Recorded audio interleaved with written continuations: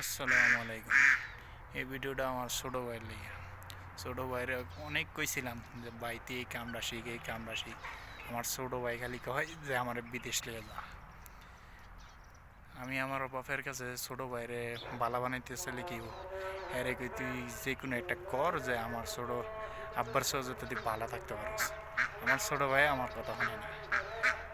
আমার আব্বাই গ্রামের লোকে যোগাযোগ করে, এরা আবার দেয় আমার ছোটো ভাইয়ের নামে এটা এটা কইয়া তোমার ছেলেরা তাড়াতাড়ি বিদেশ লইও, হ্যাঁ দেশে থাকলে এইব হইব, এই সমস্যা পোলাপাইন পালো না, সব খারাপ হয়ে যেতেছে গা। কিন্তু আমার বাপে আঙ্গুর কথা তো বিশ্বাস যেত না, মানুষের কথা ভালোই আবার বিশ্বাস যায়। ছোটো ভাইয়ের মুসিবত অতি শীঘ্রই আইতাছে, এরা কইতাছে যে সৌদি আরব লইব যে কোনো একটা কোম্পানির কাজে।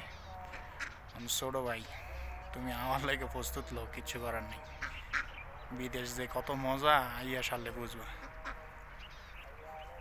এন পুরা বন্দি জীবন, আর কিচ্ছু না, জেলখানার মতো।